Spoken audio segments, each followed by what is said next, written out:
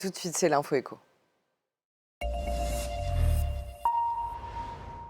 Avec Christophe Dansette. Bonjour Christophe. Bonjour Pauline. Alors, dans l'incertitude économique actuelle, il y a une valeur qui ne cesse de grimper. Il s'agit de l'or. Son cours dépasse de nouveau largement les 2000 dollars l'once, 2007 dollars très exactement. Il valait même un peu plus de 2024 dollars en milieu de semaine dernière. On est là tout proche du record absolu de 2020, d'août 2020 à tout près de 2070 dollars. Un mot juste sur cette mesure, l'once, qui est très particulière. C'est une vieille unité de mesure qui remonte à l'époque romaine, mais qui a été adoptée très officiellement en 1527 de manière officielle donc en Angleterre pour un certain nombre de métaux, dont l'or. Et comme l'or est coté aujourd'hui à Londres et en dollars, c'est sa particularité, c'est devenu une mesure internationale.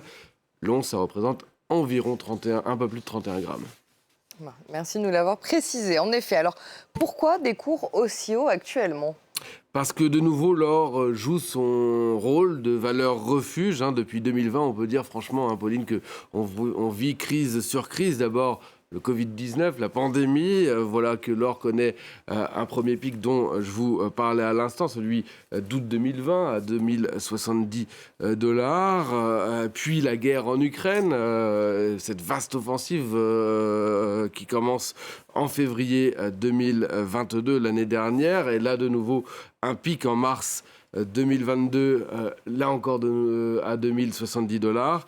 Et enfin, la dernière crise qu'on vit depuis quelques semaines maintenant, celle des banques, avec les faillites coup sur coup de 2 établissements aux États-Unis, en particulier la Silicon Valley Bank, et puis les devoirs un peu plus proches de nous en Suisse, du Crédit Suisse, racheté in extremis par UBS il y a quelques jours, d'où ce nouveau pic à plus de 2000 dollars. Il suffirait d'un nouvel événement international, comme ça au hasard, un Taïwan peut-être, qui fait la une de votre journal aujourd'hui, pour propulser l'or à un record absolu.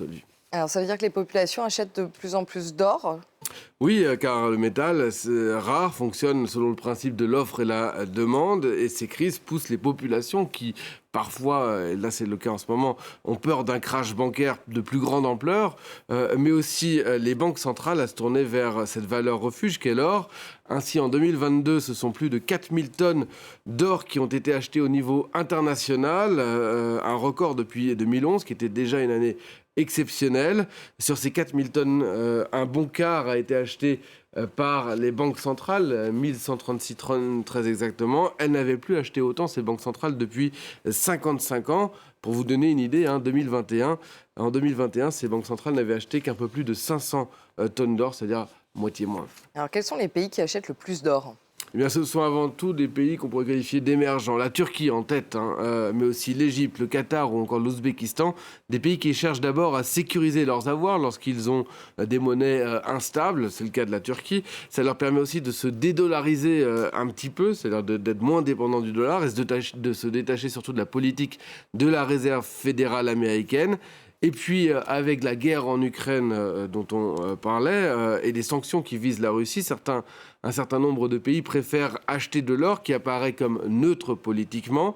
Il est par exemple possible d'acheter du pétrole en or, du pétrole russe en or, alors que c'est beaucoup plus difficile de le faire avec les sanctions en dollars, d'où le fait qu'un certain nombre de pays, en particulier en Asie et la Chine en tête, se sont mis à acheter beaucoup d'or. On va faire un petit point sur les marchés.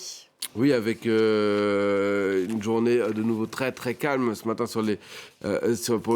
pour les bourses, déjà pour la plupart fermées à vendredi.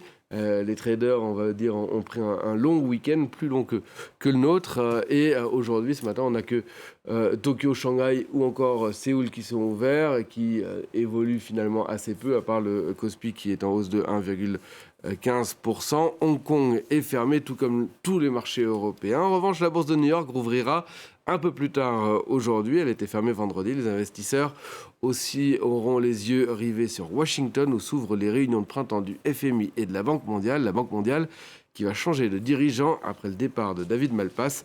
Et il y a un seul candidat, donc ce sera probablement lui. Il s'appelle Ajay Banga. Il a la particularité d'être américain, oui, mais surtout indien et de porter un foulard, puisque c'est un turban, puisque c'est un sikh. Merci beaucoup Christophe, c'était l'Info Éco.